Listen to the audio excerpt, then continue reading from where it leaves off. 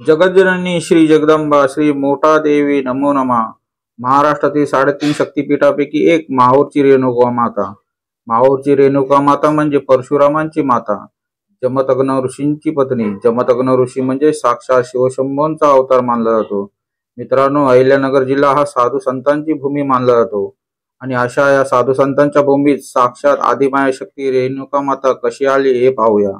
अहिल्यानगर जिल्ह्यामध्ये पाथर्डी जो तालुका आहे दुष्काळग्रस्त तालुका होता आणि या तालुक्यामध्ये आहे मोठा गाव।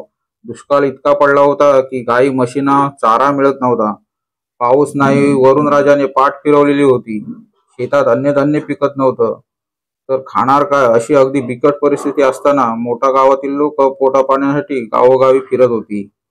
फिरता फिरता ही लोक माहूरगडाच्या परिसरामध्ये पोट भरण्यासाठी आली। हजारोंच्या संख्येने लोक आले आणि फिरता फिरता त्यांचं लक्ष माहूरगडावरती गेलं। येथे आदिमाया शक्ती आहे, ती यावरती काहीतरी उपाय काढेल, त्यासाठी त्यांनी मनापासून रेणुका मातेची भक्ती केली।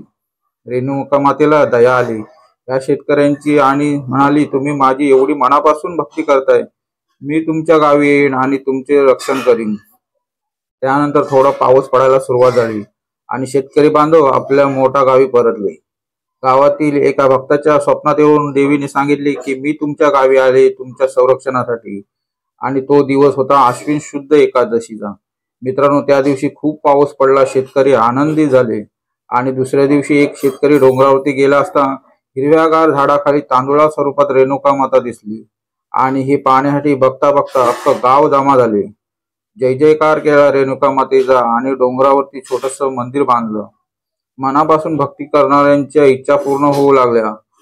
हजारो लोक दर्शनासाठी येऊ लागली, मोठा गावात आली म्हणून मोठा देवी म्हणू लागले। गर्भगिरी डोंगर रांगेत वसलेले मोठा देवी मंदिर। आता या मंदिराचा जीर्णोद्धार करून भव्य असं सुखसोयीने युक्त हेमाडपंथी मंदिर श्रीयंत्राच्या आकाराचं बांधण्यात आलं आहे। हे महाराष्ट्रातील देवींच्या मोठ्या मंदिरापैकी एक आहे। पाथर्डी शहराच्या पूर्वेकडील 9 किलोमीटर अंतरावरती हे मंदिर आहे। ह्या मंदिराच्या बांधकामासाठी राजस्थानमधून दगड आणण्यात आले आहेत।